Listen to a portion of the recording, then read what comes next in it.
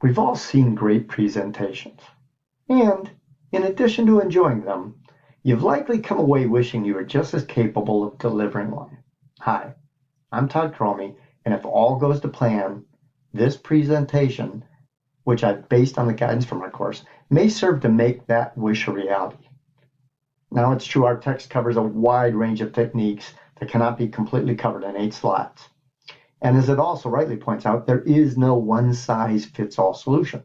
So I'm going to focus on approaches from a broader perspective that can help all of us average presenters move in the direction of the experts. If I achieve my goal at the end of this presentation, you will all view the challenge of creating a great presentation much as my Italian friend Martino Testa used to say in facing any challenge. Hey, it's so easy, even a you can do it. I'm not so sure this is the you he had in mind, but I'm also sure that we all have gotten a little nervous about presentations and often feel like the lamb being led to slaughter. So let's take a look at the first factor we need to consider in overcoming this sense of dread, and that is the message. As our text relates, every great presentation begins with a message that resonates with your audience. In fact, if you think about the very best presentations you've ever seen, they likely struck an emotional chord in some way. Great messages are designed to inspire your listeners and engage them in a way that makes them want to hear what you have to tell them. As our text points out, this should be done in the beginning. The best way is to ask yourself, what am I trying to convey? What does my audience need to know? Don't begin using PowerPoint until you have figured that out, because a great message isn't created using computer tools. It begins in your mind and in inspiration. So once you have your dream, you can actually move on to figure out how to tell your message in a story. Great storytelling demands imagination, and no one was arguably more imaginative than Walt Disney. His approach illustrates exactly what our text tells us. Be bold enough to do it differently. In fact, when he suggested many of the characters for Disney, the guy was lauded as somebody who was completely nuts.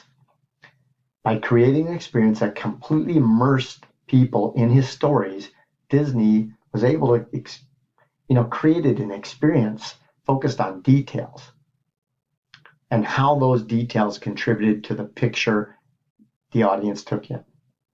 The result he's achieved are obvious and offer us a lesson we need to make our own. Presentations need to be an immersive experience. When building a presentation story, challenge yourself to structure a story that flows. As our text points out, this is best done in analog form, and again, long before you start using PowerPoint. Okay, so you've got your message, you have it organized in an outline, or what we're calling a story, in the form that you want to tell it. What's next for making your presentation effective? What do you do? And the answer to that, we're going to get from a short history lesson,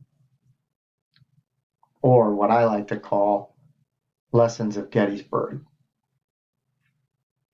After 3 days of bloody fighting in the Battle of Gettysburg, more than 50,000 casualties were suffered. It was what many view as a turning point in the Civil War and a critical moment in the effort to end slavery as well as reinstate the Union. And because of this significance, 2 people were asked to commemorate it. One being the president, and we all know as Abraham Lincoln, and the other was the famed speaker, Edward Everett.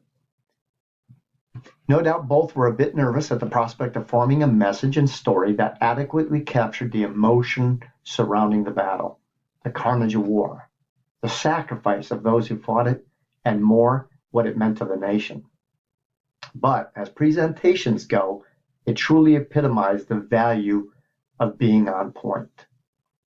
It's said that while Everett, regarded as one of the greatest orators in American history, spoke for about 2 hours, Lincoln clocked in at a mere 272 words when he sat down.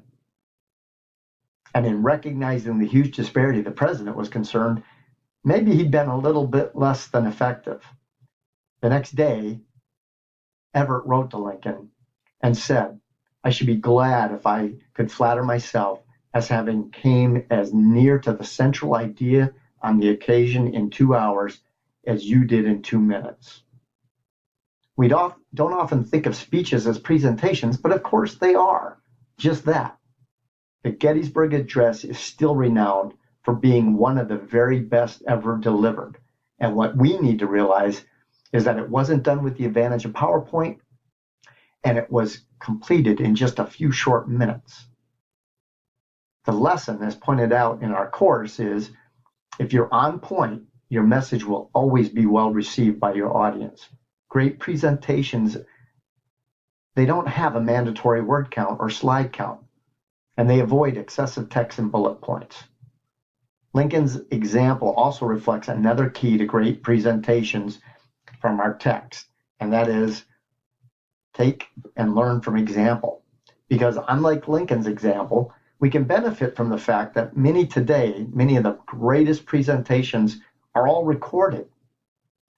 One example from our text, or that our text specifically mentions as a great presenter, is Steve Jobs, pictured here, which you can search on the internet and watch.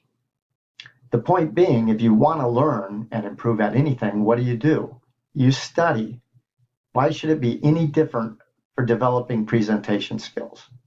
Now, for the record, I watched Jobs' Antenna Gate presentation pictured here. It was a little longer than Lincoln's Gettysburg Address, but it still set an example of being focused and informative. And I suspect that if you watch the presentation, you'll see Jobs employ all the great techniques outlined in our text. He's highly personable, he's accurate, he employs humor, and is empathetic toward his audience by keeping his statements on point and minimizing his slides, and really just focusing on delivering his message. I must admit, I only watched it because I saw the picture and couldn't for the life of me figure out what antenna gate meant. I thought it had some high-tech term or meant some high-tech term. It turned out to be a low-tech play on the historical Watergate scandal, which, if you're old enough to remember, you're showing your age with me. But the example of his using that play illustrates what is one of the most important factors in delivering a great presentation, and that is the design. Jobs demonstrated the concept that slides should support a presentation, not act as a crutch in delivering one. As our text addresses this as a problem we all are likely to have experienced in sitting through a presentation and possibly have had with our own delivery of one. It's the desire to put everything that we plan to say on every slide. And to heck with Antenna Gate, this is the real crime. It should be called Slide Gate. On active duty, we referred to it, much as our text did, as death by PowerPoint. Yet despite knowing this, we were all just as highly effective at killing our audience when we delivered our own. As our text suggests, the key to preventing this is designing slides that support the emotion you'd like to create among the audience, and then speak to it. Create slides and bullets that merely serve to assist your effort to tell your story and deliver a message. Another thing to remember, as provided by our text, is never put all the text there in an effort to give your audience additional information. If that needs to be done, give them handouts at the end of your presentation. Now, this is so commonly done in terms of wanting to hand out handouts or your slideshow in advance that I actually thought it was some form of sacrilege to suggest that you don't do it. But if you think about it, it really makes sense, right? It prevents you from feeling the need to put a ton of text in your slides and merely read to your audience. So you need to view your slides as a guide, not a script. And if you provide something for your audience to take home, give a handout to them upon completion of your presentation. Once again, please do that.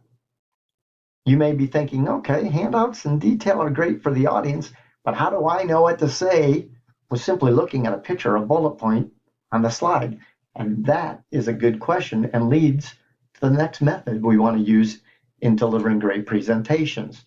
And that is the need to edit your slideshow and your presentation. We've all heard the term, practice makes perfect.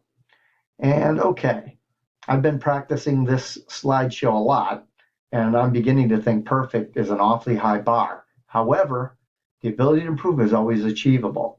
And the key to doing that is to realize the power of the 3 R's. And I'm not talking about reading and writing and arithmetic. What I'm talking about is review, refine, and rehearse. First attempts are usually not our best performance, much less representative of our best ideas. So continually repeating the process, going back, editing your slides for comments, content, you name it, is going to lead a path toward improvement.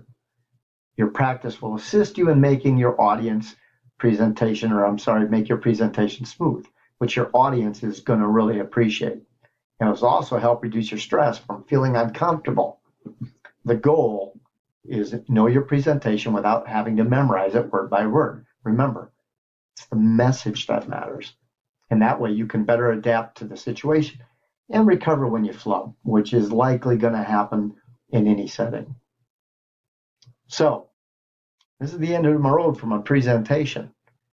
And that being the case, I would like you to remember this is not this is really the beginning for you, not the end in your ability to create and deliver a better presentation. Return back. I encourage you to remember what helps presentations great. First, going in the reverse order, practice for perfection, and edit, edit, edit. Go back and redesign. Next, design your slides for guides, not crutches, meaning design them so they create the emotion you want and that you can speak to. Next, study techniques of others that are good. Learn by example. Next, keep it short and focused. Think of Lincoln's, example in the Gettysburg Address, right? 2 minutes versus 2 hours, and more on point and delivering a better message and captivating his audience. And last, the story. Be bold, be imaginative. Think of Disney. Don't be afraid to break some rules. Lastly, message. What do they need to know? What do I want to tell them? And of course, always remember that it's just so easy, you can do it. Thank you.